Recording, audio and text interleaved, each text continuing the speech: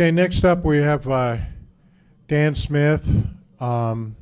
He's going to talk to us about longlining and side planers.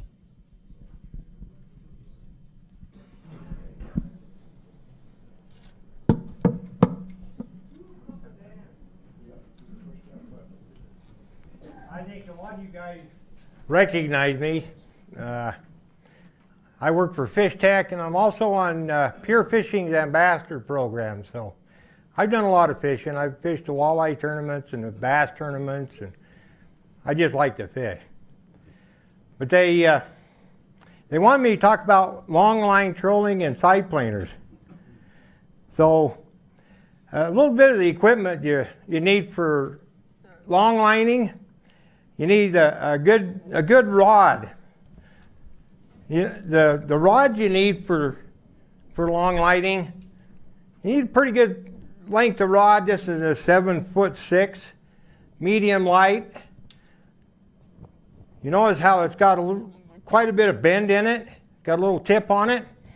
Well, you don't want a heavy rod when you're longlining, because most of the time you're trolling crankbait, and they got treble hooks. And everybody thinks treble hooks are the best thing. I lose more fish with treble hooks than I do with a single hook.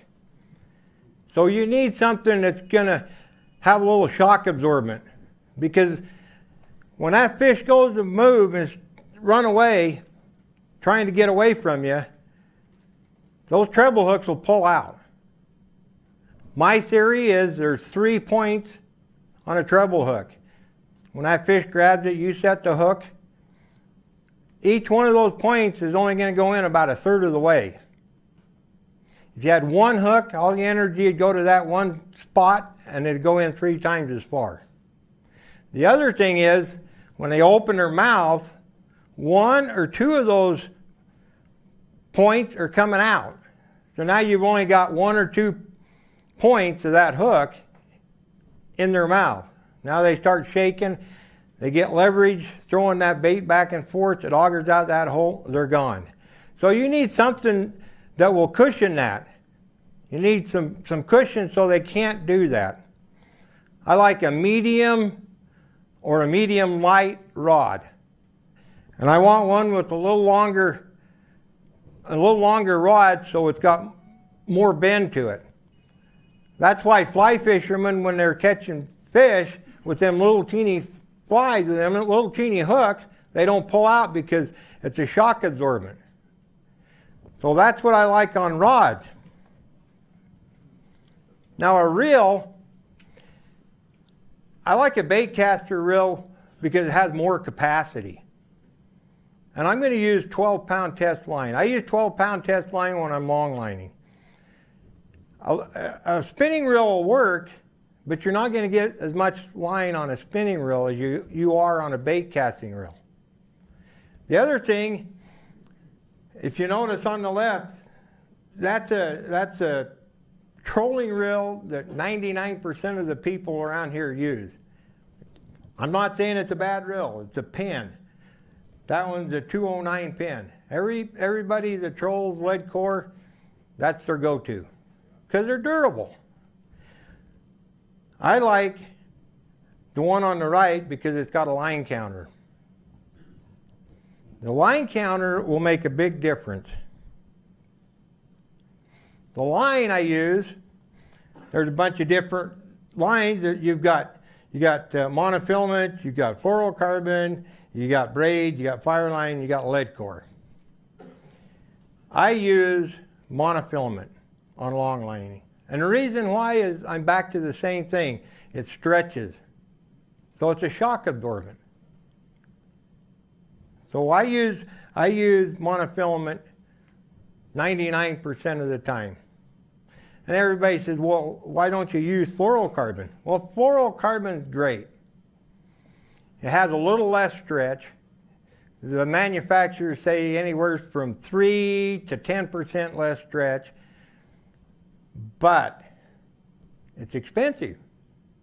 And a fish, when that lure's coming by, it's either got to take it or let it go. They're not looking at the line, they're not looking at anything. That thing's going to get away. I'm going to eat it now, or I'm going to let it go. So the line visibility doesn't mean anything when you're trolling. This is my personal opinion. I can probably get arguments. So most of the time when I'm trolling long lining, I'll use monofilament. Now the lures. We've got different shapes. There's different forage in each lake. And some lakes are murky, some lakes are clear. Now if I'm in a murky lake, like Utah Lake, you can see that far underneath the water. That's about it. 1.5 feet, 2 foot. The one on the upper left has got rattles in it. That's what I want. I want something that's making a lot of noise so that they can find it. Hits their lateral line, they can find that lure. The one on the top right is a minnow shape. Most minnows are long and slender. So if there's minnows in that lake that they're eating, perch, chubs, they're long and skinny. Now the one on the bottom, in the center, that's a shad shape. Like Willard Bay, they're eating shad. That's their main forage up there, is shad. So I want a shad bait, something that resembles the shape of a shad. Here's a big question everybody asks. How deep do these lures go? Well, when you buy them in the package, the manufacturer puts right on it how deep they go. 6 to 8, 9 to 11, 11 to 13. Take them out of the package. How do I know how deep they go? Well, most of the time, if you look at these lures, the distance from where the line tie eye is to the front of the bill, the longer that is, the deeper it goes. Also the width. Now the one on the right, on the bottom left photo, the one on the right, which is a, oh my gosh, forgot the name of it. Walleye diver. It says up to 20 feet. And if you notice that one, I got it clear to the right. There's a BB impregnated right in the bill, so that'll bring it down a little bit deeper. Now, if you notice the one has got a 13 written on it. Now I get it out of the box. I don't know what this was. But if when I pulled it out of that box, I took a Sharpie and I put the maximum depth on it, now I know what it is by looking at it in the box. For the I just know by looking at them, but a lot of people don't. And that's a big question everybody asks. How deep does this lure go? Now, like a Rapala, just a regular floating Rapala, if you notice that one, I don't have a picture of it, I should have. The line tie is actually not on the bill. That one doesn't go very deep at all. That will go 3, 4, 5 feet. So that's one way you can tell how deep the lure goes after you take it out of the package. You just take a Sharpie and write on the bill. I do it all the time. Doesn't make any difference. The fish don't care. In fact, I've got some lures that I only use in tournaments because they catch fish. You can get 5 different crankbaits, 5 of the same crankbait. One of them will outproduce the rest of them. It's just the way it was made. Just like cars. You get one that's great, and you get one that's a lemon. They're both the same year. What day was they made on? If they made on a Wednesday, buy it. If it's made on a Friday or a Monday, don't buy it. I'm serious. Some of the other equipment I like to have to get back to being active. A buoy marker. The GPSs are great, but a lot of you don't have GPSs. You got a fish finder without a GPS in it. How are you going to go back to where you caught that fish? Throw a buoy marker out. As soon as you hook a fish, throw a buoy marker out. Now you know where that is. You can see it. You can see where you're going. Physically see that buoy marker. Years ago, they didn't have GPS. What did you do? Triangulate. That's how we did it. point here, point here, point here. Then we throw a buoy marker out. I'm old school. I still use buoy markers. If I catch a fish, out goes the buoy marker. Snap weights. Everybody's going, snap weights. Why in the heck would you want snap weights? Let's say you're using a Rapala F7, goes down 3 feet. You want to fish that down in 20 feet. How are you going to get it down there? Let out 30 feet of line, snap a weight on it, and let her down. Now I'm going to go back to the line counters. This is the other thing. Line counter reels. Great. I don't know how to get back to it, but line counter reels. Why would I want a line counter? I'm trolling down the lake. I'm touching the bottom every once in a while. I look down at my line counter. Oh, 75 feet. That lure is going to hit the bottom at 75 feet. So I don't want to be dragging the bottom. I want it that far off the bottom. So I'm going to crank it back to 70 feet. That way I'm about 1 foot to 2 foot off the bottom. Most of the walleye are going to be down close to the bottom. Like LJ said, they're bottom fish. They will suspend, but not very often. So I want to be in the zone, but yet I don't want to hit the bottom and snag out. So I'll reel it back to 75 feet. I catch a fish. I go back to 75 feet. Without a line counter, I'm not sure where I'm at.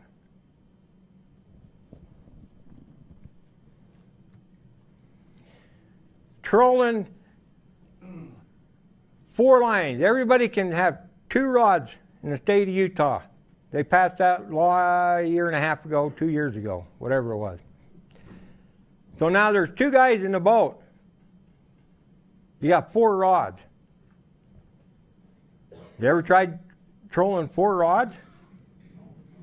Pretty quick you got a big mess. This is another thing where that snap weight works. You troll the 2 out the back, the 2 up in the front, you put a snap weight on. So when you're trolling, it goes down and out. So when you make a turn, you don't have 4 lines coming around to get each other. There's 2 in the front and 2 in the back. So now you're not going to get tangled up. Snap weights. We've already talked about the snap weight. Okay, now side planers. Everybody wants to know about side planers.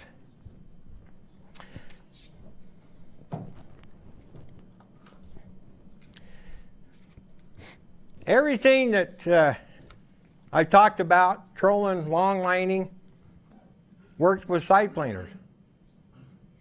The only thing a side planer does is it gets your lure out to the side and it makes a wider path. So instead of 12 feet going down, covering 12 feet of water, you can, it's unlimited how much you could cover. The other thing is when you're trolling in shallow water, let's say 8 feet, if the boat goes across them, it moves them to the side. So the lure goes through, they're not there. But if you got a side planer out, and it's going along, and you push it out to the side, if you go out 10 feet to the side, those fish move out, here comes the lure right in front of them. The way this works, you let out 70 feet. That's getting me close to the bottom. I hook this clip, I clip it on my line. What happened? I clip this on my line from my rod. Then this one, I clip on the line going to my lure. Now this one says left. So it goes on the left side. So what happens is the water catches it and pushes it out. So you just watch it. And if you want it out 30, 40, 50 feet, once it gets to wherever you want it, set your reel, put it in a rod holder. Don't try holding your rod. It's not going to work. You're going to be wore out by the end of the day. These pull. Once it's going along, it'll be going along, and it'll kind of look like this. All at once, it'll go. Whoosh. That's the fish or the bottom. Hopefully, it's a fish and not the bottom. And it'll start doing this. All right, you got a fish. Reel it in. Take this off. And when you take it off, don't just snap it and let the line pop. Hold the line. It's better if you have a friend with you. Take it off. Keep the tension on the line, reel the fish in. Now this is where I use braided line. And the reason why is because you can't set the hook. This is going out here, it's going out here. You set the hook, the line's coming out like this, you're not even moving anything. Braided line has no stretch, so when they grab it, it sets the hook for you. So don't force the fish. Once you get them on braided line, just reel it in really nice and easy and slow. Take it off, reel it in slow. If they take off, give them line, bow, whatever you have to do. Because if you don't, you're going to lose the fish. But this is a great tool. All of this stuff is just tools to catch fish. Everything we're talking about is tools. Crescent wrench works, but a 9/16 box end works better. Okay?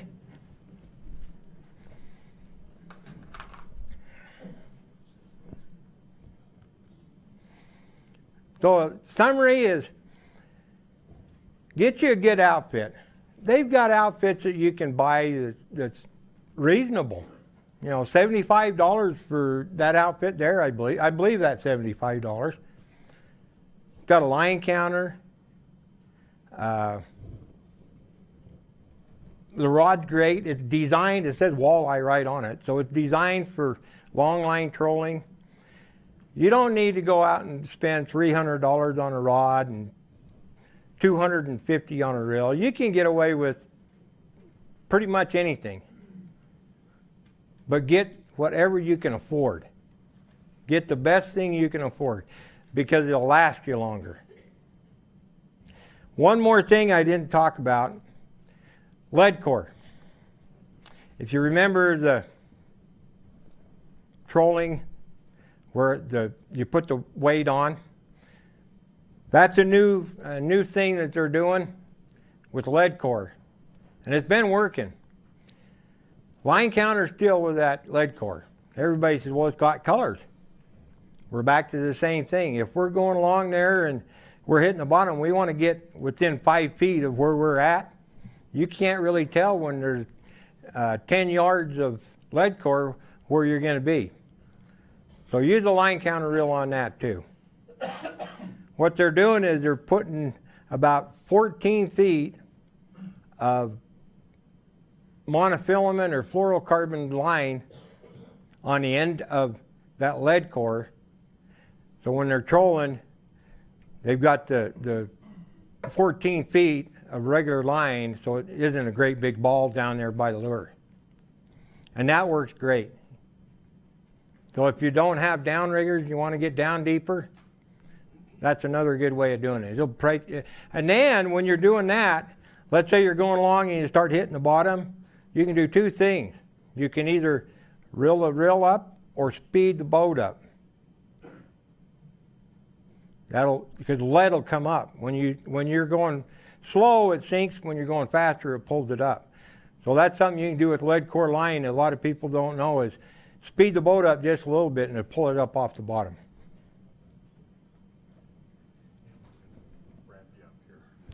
Okay? Can I get any? Time for a couple questions. Any questions? Oh, heck, this is easy. Thank you. Thanks, Dan.